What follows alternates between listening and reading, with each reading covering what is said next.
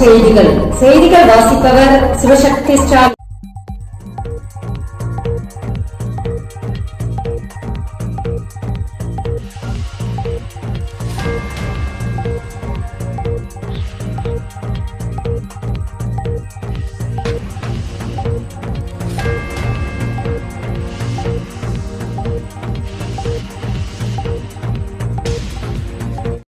கலை மற்றும் அறிவியல் கல்லூரிகளில் ஜூன் 30 முதல் வகுப்புகள் தொடங்கும். கலை அறிவியல் கல்லூரிகளில் முதலாம் ஆண்டு மாணவர்களுக்கான வகுப்புகள் ஜூன் 30ஆம் தேதி தொடங்கும் என அரசு அறிவித்துள்ளது. கல்லூரி விண்ணப்ப பதிவு சேர்க்கை செயல்முறை இந்த வாரம் முடிவடைந்துவிடும். வரும் 4ஆம் தேதி முதல் பொது கலந்தாய்வும் 14ஆம் தேதி வரை தொடர் கலந்தாய்வு மற்றும் மாணவர் சேர்க்கை நடைபெறும். அதன்பின் 30ஆம் தேதி வகுப்புகள் தொடங்கும் என்பதால் மாணவர்கள் அதற்கேற்ப தயாராகி வருகின்றனர். பொறியியல் படிப்புக்கு விண்ணப்பிக்க கடைசி தேதி. பொறியியல் படிப்புக்கு விண்ணப்பிக்க 6ஆம் தேதியே கடைசி நாள். இதுவரை 2,81,266 பேர் விண்ணப்பித்துள்ளனர். புதிதாக 12 பாடப்பிரிவுகள் சேர்க்கப்பட்டுள்ளதால் அரசு கல்லூரிகளில் 700 இடங்கள் கூடுதலாக உருவாக்கப்பட்டுள்ளன. 7.5% ஒதுக்கீட்டின்படி கூடுதலாக 54 இடங்களை அரசு பள்ளி மாணவர்கள் பெறுவார்கள்.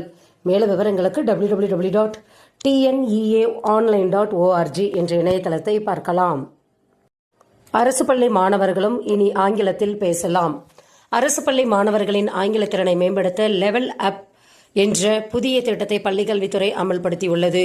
இந்த திட்டத்தின் மூலம் மாணவர்களுக்கு ஆங்கில மொழியை வாசிப்பது, உரையாடுவது மற்றும் எழுதுவதற்கு கற்றுக் கொடுக்கப்பட்டு வருகிறது. மாவட்டம் தோறும் ஆங்கில புலமை வாய்ந்த ஆசிரியர்கள் தேர்வு செய்யப்பட்டு மாணவர்களுக்கு பயிற்சி அளிக்கப்பட்டுள்ளனர். பள்ளிகளில் கொரோனா கட்டுப்பாடு.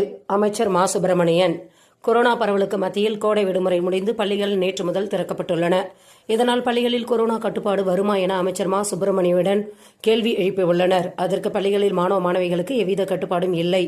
தனி மனித இடைவெளி, பொது இடைவெளிகளில் மாஸ்க் அணிவதை பின்பற்றுவது நல்லது. பெரிய அளவு பாதிப்பு ஏதும் இல்லை என்பதால் கட்டுப்பாடுகள் தேவையில்லை என்று தெரிவித்துள்ளார். மாணவிகளுக்கு இலவச ஸ்கூட்டி.